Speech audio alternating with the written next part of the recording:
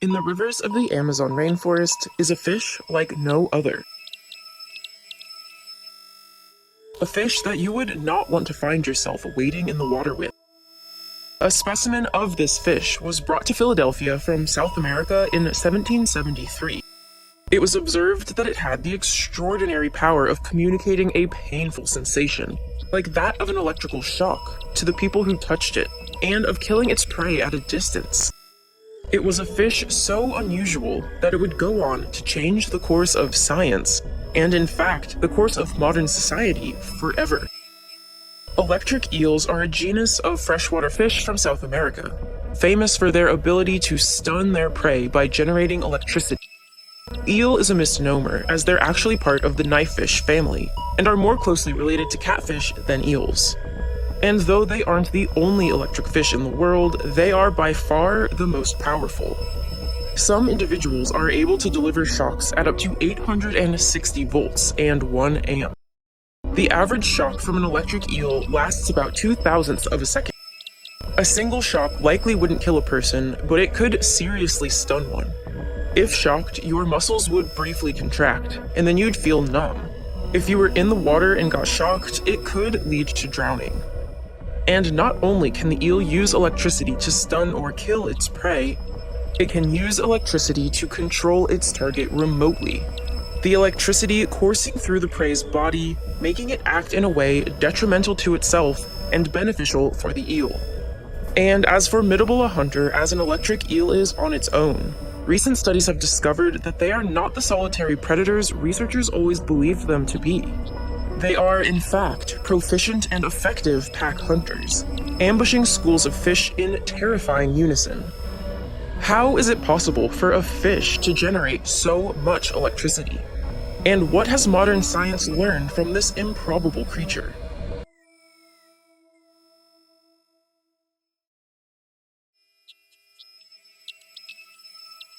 Electric eels live in streams, floodplains, and swamps of the Amazon and Orinoco River basins in South America.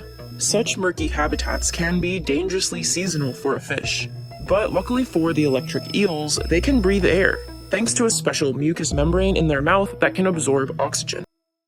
Electric eels are snake-like in appearance, and they are pretty huge. They can grow up to 8 feet, or 2.5 meters in length, and weigh as much as 44 pounds, or 20 kilograms. And 80% of the eel's body, by length and by weight, is dedicated to one thing: generating ridiculous amounts of electricity. The electric eel has 3 pairs of electric organs that run through the back portion of its body: the sax organ, the hunter's organ, and the main organ.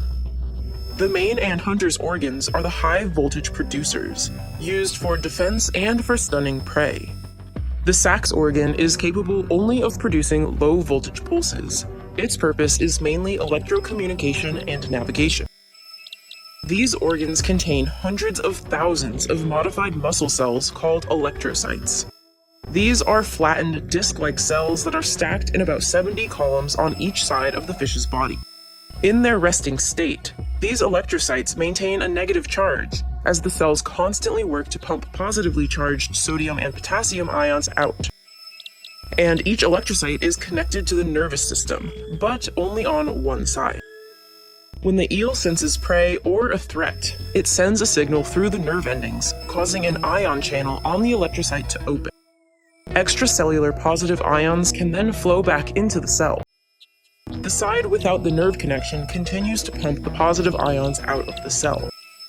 This gives the left side of the cell a relatively positive charge, and the right side a relatively negative charge. And voila, a dipole has been created, and the eel can start zapping. The electric charge flows towards the eel's head, and is then discharged through the water towards prey. And the more cells that are stacked and lined up, the more electricity they can generate. Because, incredibly, the eel is able to open all of its membrane gates at exactly the same time, creating a huge jolt of electricity. This seems like an extreme ability, but it's an ability based on what typical muscles and nerve cells already do. All muscle and nerve cells have electrical potential, and a simple contraction of a muscle cell will release a small amount of voltage. The cells of an electric eel have simply amplified that potential. An eel's ability to make electricity is often compared to a battery, and this comparison is no coincidence. The very first battery, invented in 1800, was inspired by the electric eel. Italian physicist Alessandro Volta observed that electric eels had stacks of cells that looked a lot like a roll of coins. He figured if he could mimic this arrangement, he too might be able to generate electricity. He cut coin-shaped discs from various dissimilar metals and stacked them, trying to find any combination of them that would create electricity. Eventually, he tried copper and zinc discs and separated the stacked pairs with salt water. And lo and behold, electricity started flowing. This came to be known as the voltaic stack, and is considered to be the first electric battery ever made. Before this discovery, scientists barely understood static electricity, and the electric eel was only beginning to reveal its mysteries. Scientists soon realized that eels don't have a one-zap-fits-all policy.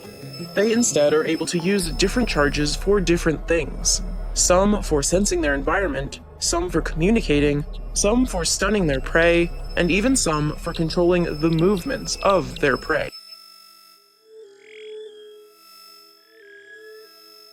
Electric eels can control their electricity with finesse. In their dark and murky habitat, electric eels can't rely on eyesight for navigation. In fact, their eyesight is extremely poor. They instead use weak electric discharges, around 10 volts, to electrolocate. This weak charge emanates from their body, and the eel can detect distortions in the electric field from objects either conducting or resisting their electricity. This weak electric discharge is created when the eel simply activates only a subset of its electrocytes. Electric eels can even communicate using low-voltage electric pulses. By varying the frequency that they produce these pulses, researchers believe that eels can convey information about their sex and reproductive receptivity. And, of course, eels use their electricity for hunting. Electric eels are mostly nocturnal. They'll wait for darkness and then sneak up on their prey and unleash a series of high-frequency, high-voltage pulses. In this video, the red frames indicate when the electric organs are discharging. After just a few milliseconds, the prey is completely immobilized. Such a high-frequency, high-voltage attack induces massive, whole-body muscle contractions in the prey fish. The electric shock causes the prey fish's motor neurons, and thus their muscles, to become simultaneously activated. The higher the voltage, the more intense the muscle contraction, and at 600 volts or more, these attacks often cause the maximum possible muscle contraction, causing the animal to completely seize up. This is similar to how a taser works. Then, once it's immobilized, the eel can feast. Electric eels don't have upper teeth, so they rely on suction to pull the prey into their mouth before swallowing them whole. For a long time, scientists thought that eels implemented these two types of discharge: low voltage for navigation and communication, high voltage for immobilizing prey. But they soon learned there is more to the story, and that eels use their electricity in even more cunning ways. When looking at the timing of the electric pulses, researchers started to notice an interesting pattern. Introduction of prey into the aquarium arouses the eel, causing it to swim around, but often stopping in a particular corner of the aquarium. During these stops, two high-voltage pulses with an interval of about 2 milliseconds are emitted. After these two high-voltage pulses, the eel takes a pause and then proceeds with its usual high-voltage, high-frequency attack volley. These two high-voltage pulses are known as doublets, and at first their purpose wasn't fully understood. Why let out two quick pulses initially if the massive attack volley will be more than enough to immobilize prey? Scientists carefully observed the eel's behavior and noticed a few things. One, a massive attack volley would almost always come after the doublet, and two, the doublets themselves resulted in a massive whole-body twitch in nearby fish. Perhaps the purpose of these doublets was not to stun the prey, but to force the prey to reveal its location to the eel. To test this, scientists set up a clever experiment. On one side of an agar barrier, they placed an electric eel. On the other side of the barrier, they placed a dead fish and connected it to an electrical stimulator. The fish was then sealed in a bag and electrically isolated from the eel. The scientists could electrically jolt the fish with their stimulator, but the eel could not.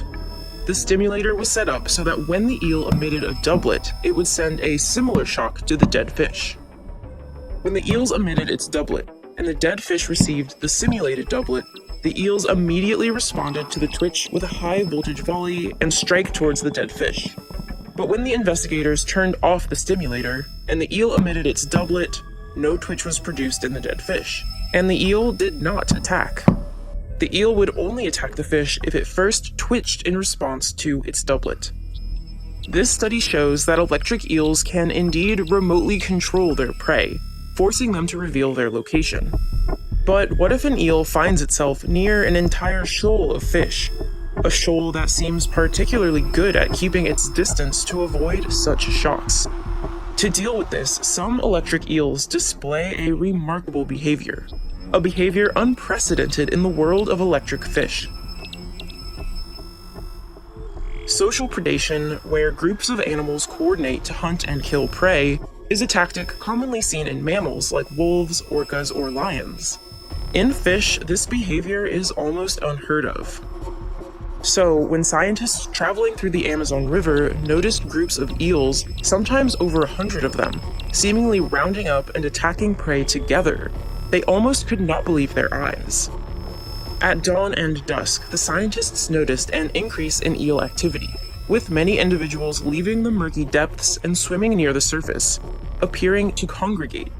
These groups of eels would then swim together towards a shallow hunting area that contained thousands of small fish. These groups of sometimes hundreds of eels would then start to swim in circles, herding the fish into prey balls and pushing them to shallower water.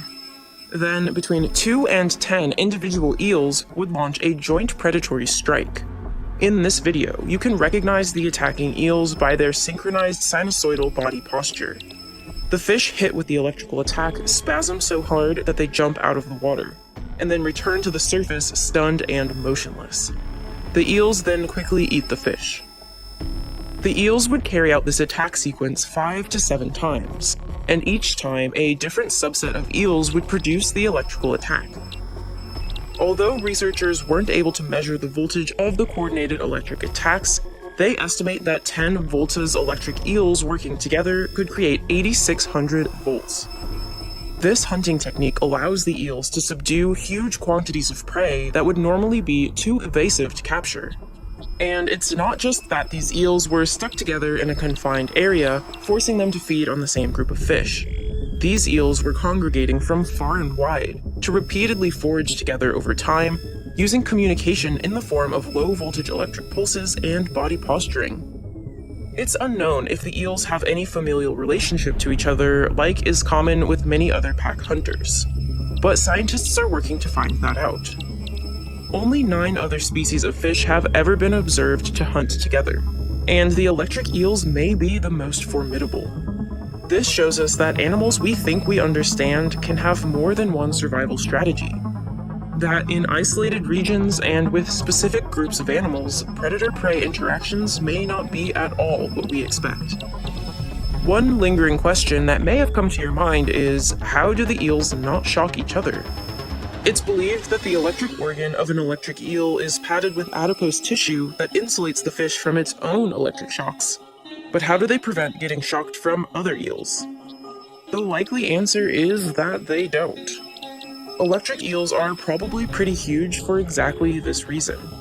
They're much larger than their prey, such that an eel's current will easily incapacitate their target, but won't do much to their larger bodies. Similarly to how a single electric eel shock to us would hurt us for a second, but not kill us. To an eel, getting shocked is likely just a part of doing business. An eel's entire world revolves around its electricity. And largely thanks to the electric eel, so does ours. Next time you charge your phone or stick some AA's in your remote, you can thank the electric eel for its contribution to our understanding of electricity. And we continue to be inspired by them. Researchers are currently working on an entirely new type of battery inspired by eels, a soft and flexible battery that can power medical implants and soft robots. We are likely just beginning to understand these incredible creatures, with many more of their mysteries still lurking in the muddy waters of the Amazon. Understanding the electric eel has ignited a curiosity in me about the electricity in the world all around us. It's nearly impossible to not take it for granted. I know I certainly don't often think about how the lights in my kitchen work, how my computer stays charged, or how the grid in Texas is teetering on a knife edge and is doomed to fail at any moment. Okay, maybe I do think about that last one. But in general, how electricity works is rarely on my mind. But the more I learn, the more incredible it becomes. With Brilliant's Electricity and Magnetism course, you can discover the physical laws of electricity and magnetism that are the backbone of our modern world. It begins with simple analogies, and then walks you through step by step how electricity was discovered, and slowly building to explain some fundamental equations that look complicated, but make total sense when every step is broken down for you. It's not overwhelming like college classes can be. And rather than penalize you when you get an answer wrong, it guides you to the right one with a more in-depth explanation. There are so many courses to dive into, from neural networks to algorithms to the physics of every day. And signing up is the single best way you can support